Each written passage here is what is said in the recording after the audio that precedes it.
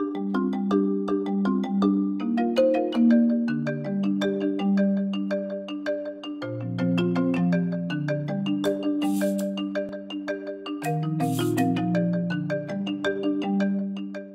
souhaité dans le cadre d'INEOS se doter d'expertise, de compétences et aussi d'outillage. Et pour vous présenter ces éléments, je vais proposer à Alain Sénilal, le président directeur de Medfox, de nous rejoindre. Également Pascal Taton, de l'Agence de développement des territoires Scalem. Et le docteur Olivier Bouchy, qui n'est pas vu. Ah, mais c'est pas faux. Bonjour Olivier, pardon.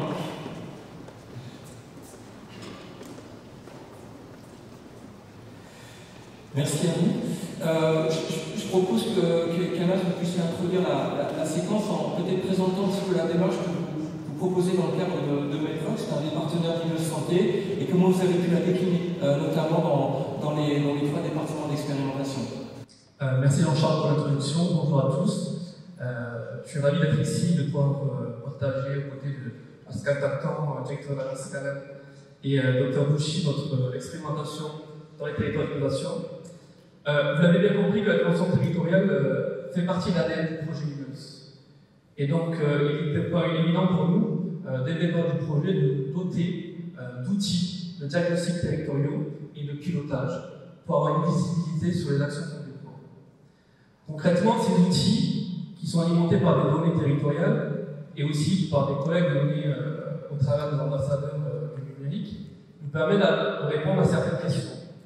Où sont les trous dans la raquette?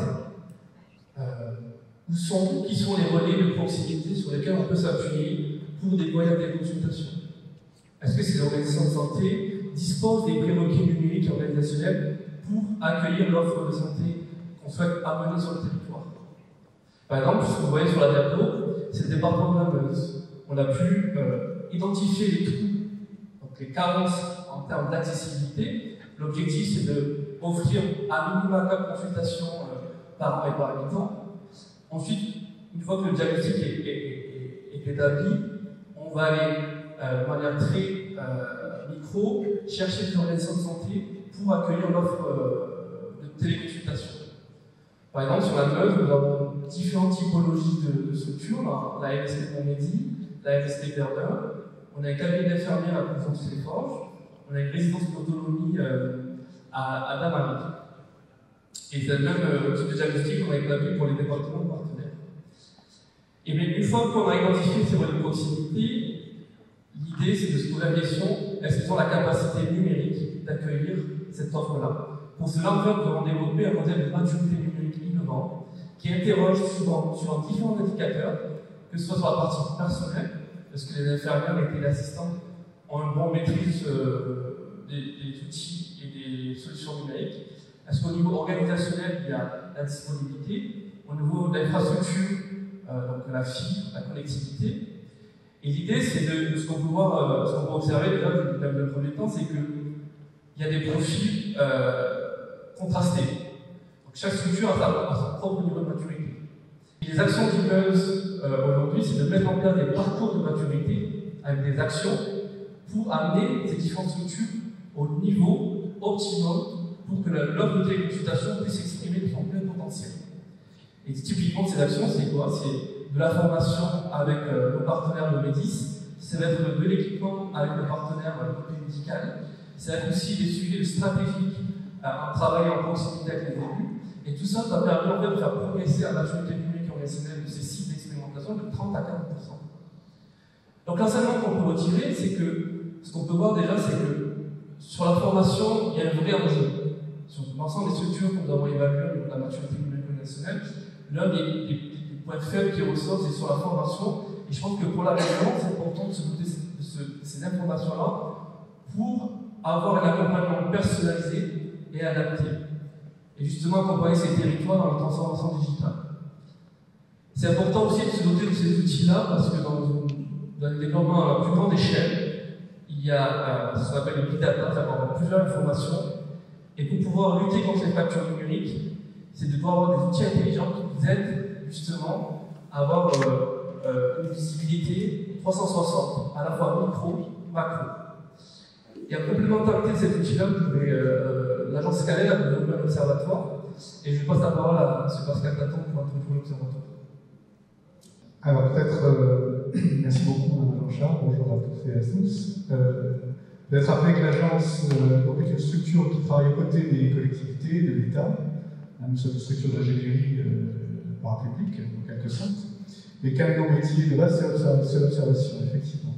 Et nous avions travaillé déjà depuis plusieurs années sur le thème de la santé, qui est un thème extrêmement important pour la vie des territoires. Ça a été rappelé par les élus en introduction.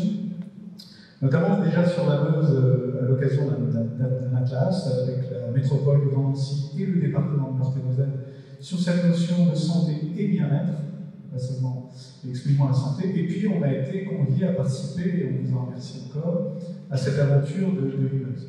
Vous allez voir là dans une petite vidéo qui parlera mieux que je pourrais vous décrire l'outil qui a été monté. En fait, on passe dans la classe à une plateforme d'observation, c'est-à-dire un outil collaboratif. Donc ce n'est pas un outil qui est destiné au grand public, c'est plutôt un outil qui est destiné aux élus, aux professionnels de la santé, à tous les partenaires qui travaillent avec eux, pour voir comment se réalise actuellement l'accès aux soins. J'insiste bien sur l'accès aux soins, c'est-à-dire pas seulement la présence d'une offre de soins, parce que ça consiste simplement à localiser les professionnels de la santé et on peut voir à quelle distance on y est, mais également de voir les conditions d'accès qu'on peut avoir. Vous savez que moi, et M. Mouchi pourra le compléter, que tous les professionnels de santé, ils ont des spécialités et pas d'autres. Certains travaillent à plein temps, certains ne travaillent pas à temps plein. Certains sont déjà dans des milieux très denses, donc ils sont déjà extrêmement sollicités pour des consultations, ce qui peut expliquer que quelqu'un qui est dans un territoire moins dense a des difficultés d'accès à des consultations. Donc voilà, c'est des indicateurs qu'on a créés pour pouvoir avoir cette information, et ça c'est vraiment un outil de diagnostic territorial, c'est-à-dire de voir comment l'offre de soins s'intègre dans l'offre de services globale des territoires et comment, évidemment, peuvent être mis en place des politiques publiques ou des dispositifs nouveaux. Il y a deux développements possibles, donc vous allez voir l'outil très rapidement dans une petite vidéo, comme peut l'utiliser n'importe quel élu, n'importe quel professionnel de santé qui a les codes d'accès. Il n'est pas besoin de téléphoner à un chargé de mission de Scaled, il peut lui-même extraire des données ou des rapports qui peuvent lui permettre de réfléchir. Et puis il y a deux développements qui sont possibles à partir d'un outil comme cela, donc on verra la suite de l'aventure, chaque étape permet de préfigurer la suivante. Le premier développement possible, c'est que là on est plutôt sur du diagnostic l'état actuel, alors les actualisations vont se faire tous les 6 mois, on l'espère, avec le partenariat de l'ARS. Mais on pourrait aller, compte tenu de tout ce qui se réalise, notamment ce qu'a expliqué Anas à l'instant, c'est-à-dire les expérimentations qui se font, ça peut devenir un outil de capitalisation de ce qui se passe, et donc un outil de suivi, voire d'évaluation de la politique publique, voir ses impacts sur le territoire. Ça, c'est un développement possible et nous espérons pouvoir y travailler. Deuxième développement possible, c'est qu'aujourd'hui, on a la chance d'avoir 3 départements qui se sont engagés dans ce travail exploratoire et innovant. L'extension analogique Grand Est, François Werner en parlait tout à l'heure, comment s'inspirer de cette initiative. Eh bien, l'opportunité qu'on a, c'est que des agences comme Scaled, il en existe 7 dans le Grand Est, et nous travaillons ensemble sous forme de réseau. Ça veut dire que s'il faut transmettre la technologie qui a été mise au point et transmettre toute la méthodologie qui a été également mise au point, ce sera assez facile pour retravailler avec les collectivités concernées, avec les autres départements et leurs agences, si je puis dire, les agences qui sont sur leur territoire, pour éventuellement pouvoir reprendre cette technologie.